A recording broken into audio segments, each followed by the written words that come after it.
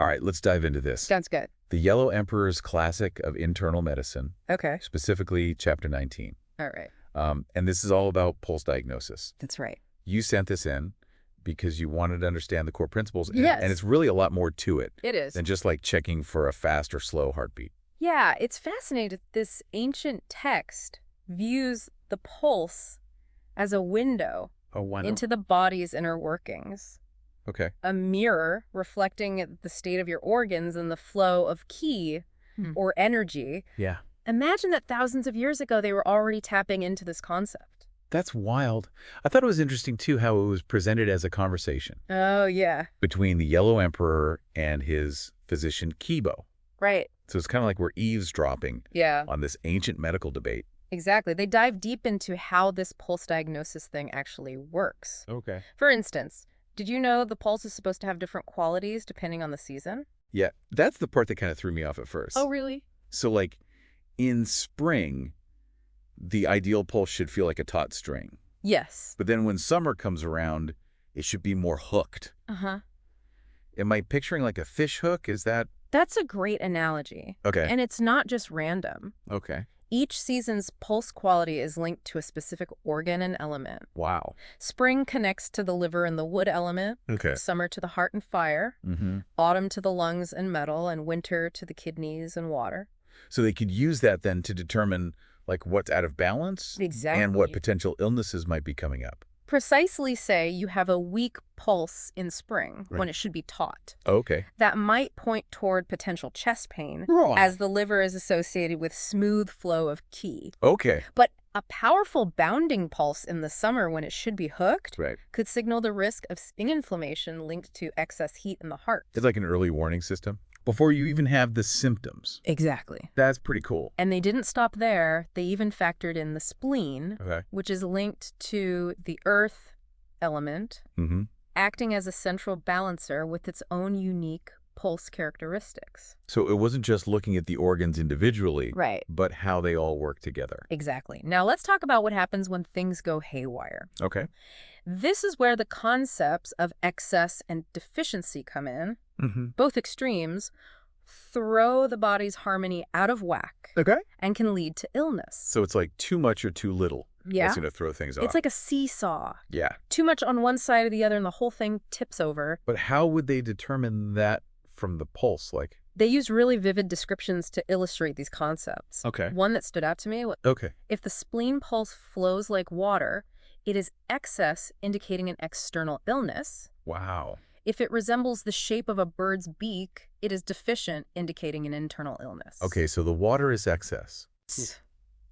The bird beak is deficient. Exactly. But why a bird beak for the deficient? Think about it.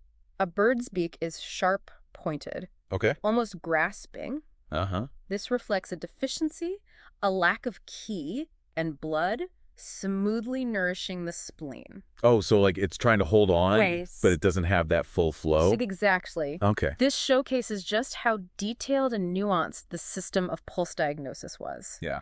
They weren't just feeling for a fast or slow heartbeat. Right. They were paying attention to these subtle qualities to understand the whole picture of a person's health. That's really incredible. So we've got the pulse, we've got the seasons, the organs. How did they connect all these pieces together? Well, they go on to explain how the 5 major organs, Okay. the heart, liver, lungs, kidneys, and spleen, Mhm. are all interconnected with qi constantly flowing between them, Okay. nourishing and supporting each other. Like a network almost. It's like a network with each organ playing a vital role. And then they highlight the stomach as the root of these 5 organs. Yes. What's the significance of that? The stomach is where we receive and process nourishment. Okay. So they viewed it as fundamental to overall health. Makes sense. It's like the foundation upon which the well-being of the other organs depends. So the stomach's got to be strong Yes. for the other organs to be strong as well. Exactly. Okay, so they've laid out this system of pulse diagnosis, Right. but then they use this term, the jade mechanism. Yes. What is that? The jade mechanism is how they referred to the intricate and profound workings of the pulse itself. Okay. They believed that by meticulously studying its patterns, you could unlock deep insights into the body's inner workings. Oh, wow. It's like the key to understanding not only the present state of health, but also potential future imbalances. So almost like a preventative type of thing? Exactly. So it's not just a medical tool. Right. It seems like it's almost a spiritual practice. It is. Yeah. You're absolutely right. Yeah. They weren't just looking at the physical, they were considering the energetic and even emotional aspects of health as well. Okay, well, speaking of emotions, this is where it gets even more interesting. It does. Because they make this connection between our feelings and the health of our organs. Yes. So our emotions can actually affect our organs. Precisely. They believed that specific emotions can disrupt the flow of qi and create imbalances within specific organs. Wow. For example, they say, joy that is too excessive can damage the kidneys. Oh. Anger disrupts the liver. Grief affects the lungs. Wow. Fear impacts the spleen, and worry harms the heart. So each emotion is associated with a different organ. Each emotion has a particular resonance within the body, affecting different organs in different ways. It's like ancient wisdom. It is. Being proven by modern science now. It is fascinating, isn't it? It makes you wonder how much wisdom we've lost touch with over the centuries. Totally. Okay, so we've covered the seasons, the organs, even emotions. Yeah. Is there anything else in this chapter? Well, things take a bit of a turn when they start talking about how the pulse can indicate approaching death. Oh, wow. Yeah. That's a little intense. They outline specific pulse qualities that were considered red flags, signaling the severity of an illness and potentially predicting its outcome. Wow. But we have to remember the historical context here. Right. They didn't have the same medical technology that we have today. Exactly. So this was even more important back then. Right. Well, we wouldn't rely solely on these methods for diagnosis today. Right. It's still fascinating to see how ancient practitioners used pulse diagnosis to understand the trajectory of an illness and potentially guide the patient toward a path of healing. So it was really important for them to know this information? Yes, it highlights how essential they considered the pulse as a measure of life force and vitality. Okay, so they're suggesting then that the pulse can actually tell when someone's going to die. Well, it's not exactly fortune-telling, but more like a deep understanding of the body's patterns and how they unfold over time. They believed that by observing these subtle signs, you could anticipate potential problems and intervene early. So it's about recognizing those patterns before they become major issues. It's a preventative and holistic approach to health that considers not just the physical symptoms, but also the energetic and emotional factors that can influence well-being. It's really different from how we think about healthcare now. It is. Yeah. What's remarkable is that while we may not use pulse diagnosis in the same way today, the underlying principles still hold relevance. Like what? Give me an example. Well, take the idea that emotions impact organ health. Okay. We now have scientific evidence to support this. Oh, wow. Studies have shown how chronic stress, for instance, can weaken the immune system and increase the risk of various diseases. So this is like ancient wisdom proven by science. It certainly speaks to the power of observation and the deep understanding of the human body that these ancient medical systems were based on. That's really cool. So say I'm intrigued by this pulse diagnosis. Yeah. Can I learn how to do this myself? Well, it's a complex art that takes years of dedicated study and practice to master. Oh, wow. It's not something you can just pick up from a book. So not like checking your Apple Watch. Exactly. But even without becoming expert pulse diagnosticians ourselves, we can still glean valuable insights from this text. So what's the takeaway for us modern people? I think the key takeaway is the emphasis on balance and interconnectedness. Okay. This text reminds us that our bodies are not isolated systems, but are constantly interacting with our environment, the seasons, and our emotions. We're all connected. Precisely. And by paying attention to these rhythms, both within and around us, we can cultivate greater health and well-being. So it's like being more in tune with our bodies, how we're feeling. And recognizing that everything is connected. Just as the 5 organs are linked by the flow of qi, our physical, mental, and emotional health are all intertwine. So really being holistic in how we Exactly. look at our health. It's like they're saying true health is about harmony within ourselves and with the natural world. That's really beautiful. It is. Okay, I have to ask about those indicators of approaching death that they mentioned. Right. That part kind of freaked me out a little bit. It's definitely a reminder of our mortality. Yeah. But I think it's also a call to live more consciously. What do you mean? Well, if we know that certain patterns in the pulse can signal an imbalance that could eventually lead to serious illness, it encourages us to pay attention to those early warning signs and take steps to correct them. So it's like we have a built-in early warning system. Exactly. And while we may not rely on pulse diagnosis in the same way as ancient practitioners, we can still learn to pay attention to our bodies and heed those subtle cues that something might be off. So it's like being proactive instead of reactive. And it's about recognizing that health is a journey, not a destination. Okay. It's a continuous process of balancing and adjusting, responding to the ever-changing circumstances of life. It sounds like they're giving us a roadmap for life. That's a great way to put it. Yeah. It's a roadmap that emphasizes awareness, balance, and interconnectedness. And those are principles that can guide us towards greater health and well-being no matter what era we live in. Yeah. That's really powerful. Okay, I'm feeling inspired now to pay more attention to my own pulse. Great. What should I be looking for? Well, remember, pulse diagnosis is a complex art. Right. But even without formal training, you can start by simply becoming more aware of your own pulse. Find a quiet moment, place your fingers gently on your wrist, and notice the rhythm, the strength, the quality of the beat. It's like listening to your body. Exactly. Yeah. See if you can notice any differences throughout the day, or in different situations. Are you stressed? Excited? Relaxed? How does your pulse reflect those states? That's really cool. I like that. It's like our pulse is a language we can learn to understand. Yeah, and by understanding it, we can better care of ourselves. And by listening to that language, we can gain valuable insights into our own health and well-being. Wow. Okay, I'm definitely going to be doing some pulse exploration after this. Good. Is there anything else we should keep in mind from this ancient text? Well, they also emphasize the importance of aligning our lifestyles with the rhythms of nature. Right. We talked about how the pulse changes with the seasons. So what does that actually mean, like, practically? It means paying attention to the natural cycles of the year and adjusting our diets, sleep patterns, and activities accordingly. So like eating seasonally. Exactly. It's about living in harmony with the seasons rather than fighting against them. This is all starting to make a lot of sense to me. That's the beauty of these ancient systems of medicine. Yeah. They tap into a wisdom that transcends time and culture. It's like they're reminding us of something we already know. Exactly. Deep down. And by reconnecting with that ancient wisdom, we can unlock a deeper understanding of ourselves and our place in the world. This has been an incredible deep dive. I feel like we've barely scratched the surface. There's always more to discover, but I hope this has given you a taste of the profound insights that the Yellow Emperor's classic of internal medicine has to offer. It's really got me curious to learn more. Good. So what's like the one big takeaway? I think it's the idea that health is not simply the absence of disease, but a state of dynamic balance.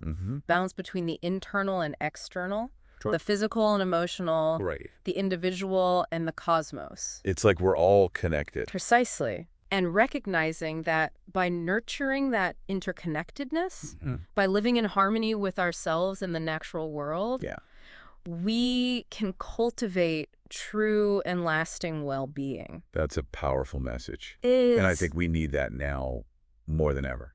Indeed, and I hope it inspires all of us to embark on our own journeys of self-discovery and healing. It's like they're saying the pulse can offer these glimpses into the future. Like predict when someone might? Well, not exactly fortune-telling, but more like they understood these patterns of the body and how they play out. And by observing these subtle signs, you could anticipate problems and step in early. So it's not just about diagnosing what's already there, but preventing it from... Exactly. It's understanding the trajectory of an illness and guiding it back to balance. This is so different from how we think about health today. It is. Yeah. What's so fascinating is that even though pulse diagnoses may not be directly applicable to medicine today, the principles underneath... They still hold up. Like, give me an example. Take the idea that emotions impact organ health. There's actually science behind this now. Oh, wow. Studies have shown that stress can weaken the immune system and increase the risk of all these diseases. So this ancient wisdom is backed up by modern science. In many ways, yes. These ancient systems were based on observing, deeply understanding the body. Yeah, that's really cool. Okay, so let's say I'm into this pulse diagnosis thing. Yeah. Is this something I can learn myself? It's a complex art. Okay. It takes years to master. Oh, wow. It's not something you just read in a book. It's not like checking your Apple Watch. Exactly. But even without becoming experts ourselves, there's still things we can learn. So, like, what's the takeaway for us today? I think the focus on balance and interconnectedness. It reminds us our bodies aren't isolated. They're interacting with everything. The environment. The seasons are emotions. We're all part of a system. Precisely. And by paying attention to those rhythms, both within us and around us, we can really improve our health. So being attuned to our bodies and how we're feeling. Recognizing that everything's connected. The 5 organs linked by ki. Our physical, mental, and emotional health, it's all intertwined. It's really taking a holistic approach. Exactly. It's like they're saying true health is harmony within ourselves and with nature.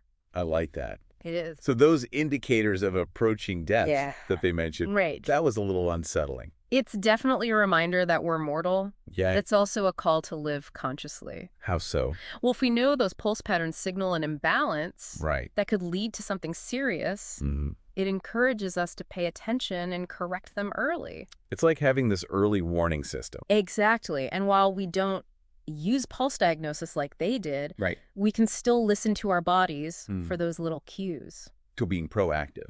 Being proactive instead of reactive. Addressing those imbalances before they become big problems. Recognizing that health is a journey, not a destination. It's about constantly balancing and adjusting to life's changes. It's like they're giving us this roadmap. I think that's a beautiful way to put it. Yeah. This roadmap that emphasizes awareness balance and being connected. Yeah. And those principles can guide us to better health no matter what. That's really powerful. Okay, I'm ready to start paying attention to my pulse now. Good. What should I look for? Remember, pulse diagnosis is complex. But even without training, you can start by just being aware of your pulse. Find a quiet moment. Put your fingers on your wrist. And notice the rhythm, the strength, the quality of the beat. It's like tuning into your body. Exactly. Notice any differences throughout the day, different situations. Yeah. Are you stressed, excited, relaxed? How does your pulse reflect that? I like that. Your pulse is like a language. Yeah.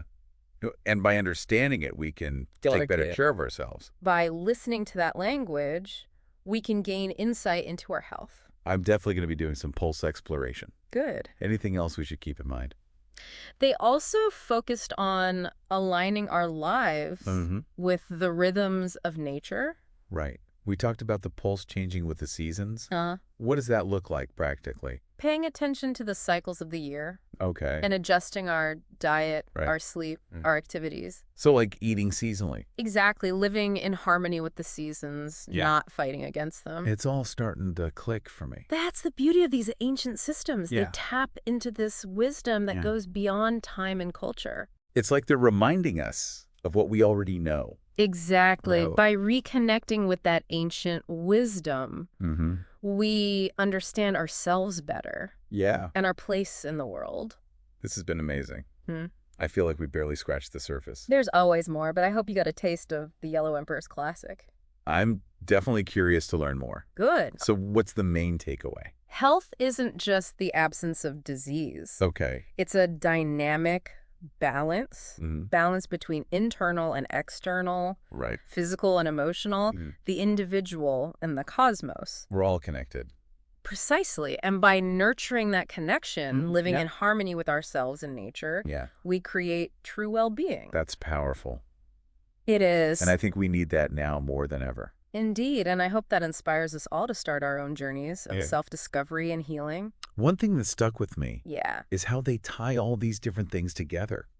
It's a holistic worldview where everything is connected. Like you can't pull on one thread without affecting the whole thing. Exactly. Our health is influenced by so much. Right. It's not just what we eat or how much we exercise. So it's not just about treating the symptom. You have to address the imbalance. Okay. And those imbalances can show up on all these different levels. Yeah. Physical, emotional, even spiritual. It's a ripple effect. Exactly. Disruptions in one area can spread. Right. Which brings us back to the jade mechanism. Right. It's about seeing that connection, the body reflecting the harmony or disharmony of everything. It's a beautiful metaphor. It is. But how do we keep all those threads in balance? It's not a quick fix. Okay. It's about cultivating that awareness of ourselves and the world and making choices that support balance. So it's an ongoing thing. Exactly. The lifelong journey of self-discovery and adjusting. So it's worth it. It's definitely worth it when we align ourselves with the rhythms of life, when we nurture our whole selves, we find our potential for health, vitality, and joy.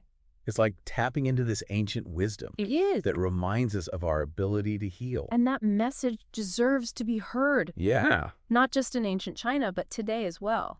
I think we've all learned a lot today. It's been a pleasure. Yeah, this has given us a new way to look at health and healing. Yes, and hopefully inspired you to explore more. Until next time, stay curious, stay balanced. Yes. And keep listening to your body. It's amazing how much information they packed into this text. It's like a whole philosophy of life. It is, isn't it? This worldview where everything's connected. Yeah. Your body, your emotions, the environment, even the seasons. It's really holistic. It's like we're just catching up to them now.